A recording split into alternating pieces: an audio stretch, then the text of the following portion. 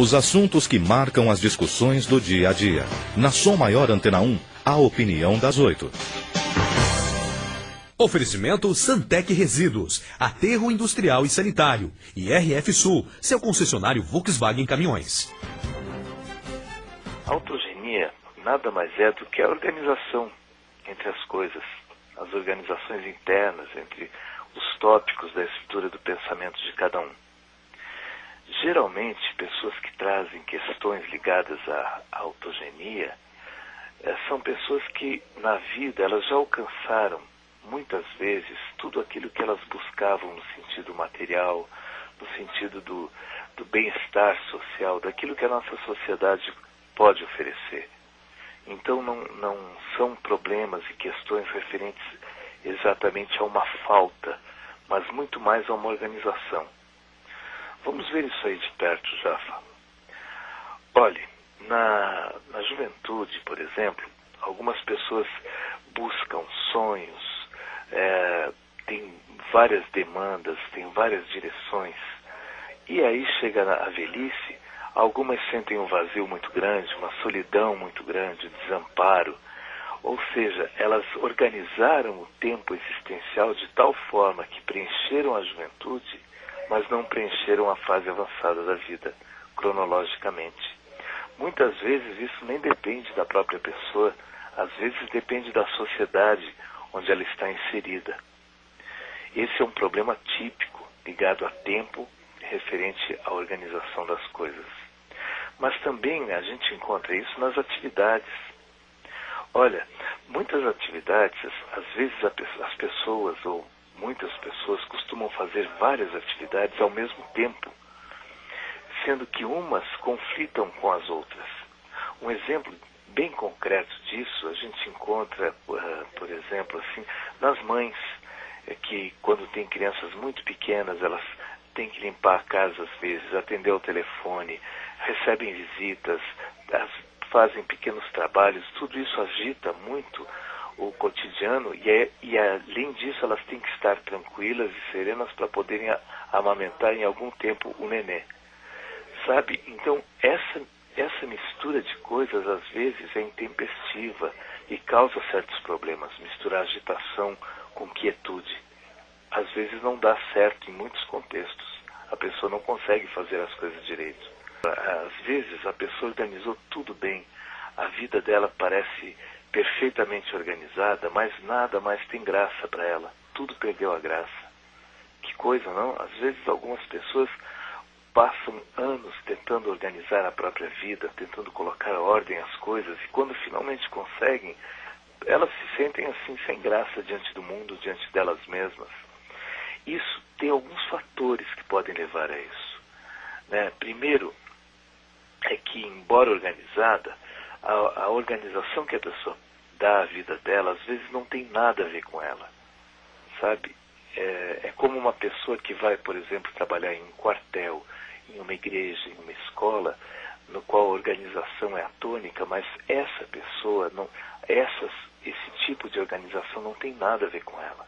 Então, mesmo ela contribuindo para o quadro de organização, ela pode ficar muito deslocada. Também tem o problema relacionado a outras questões. Para algumas pessoas, por exemplo, Jafa, a organização não quer dizer nada. Tem gente que não tem nada a ver com organização, sabe? Gosta de outras coisas. Um exemplo que me ocorre agora, enquanto a gente conversa, é assim, ó, uma pessoa que, por exemplo, ela não gosta de pintura. Então, eu apresentar a esta pessoa uma pintura romântica, na qual as coisas estão bem organizadas, tudo bem delimitado, ou apresentar ela uma pintura cubista de Picasso, no qual o nariz está lá em cima, a boca lá embaixo no quadro, o pé no meio do quadro, para essa pessoa, essa organização ou não das coisas no quadro, para ela é indiferente, porque ela simplesmente não gosta de pintura. Então, para achar que na vida as coisas precisam de fato ser organizadas sempre, olha, não é para todo mundo. Outras pessoas precisam da bagunça. O modo como elas se organizam existencialmente é pela bagunça, sabe? Alguns somente conseguem viver, criar, amar, se a organização foi completamente caótica, aleatória. O pessoal que nos acompanha, os nossos ouvintes em casa, que tem filhos, sabem que às vezes o quarto do filho está uma bagunça. No entanto, ele chega lá, ele sabe onde está o tênis que ele precisa para sair, onde está o CD-ROM que ele quer escutar, e se arruma tudo direitinho, ele já não encontra mais nada lá dentro. Fica perdido completo. Olha, há muitos movimentos assim setorizados. Algumas pessoas, elas conseguem organizar uma empresa racionalmente, mas desde que outros itens não entrem nessa história, como por exemplo, emoções. Sabe, isso é um tipo de organização existencial muito setorizado. A pessoa só consegue usar o raciocínio se a emoção não interferir. Tem certas pessoas que não conseguem misturar as coisas, organizar racionalmente e sentir amor, carinho por aquilo que estão fazendo.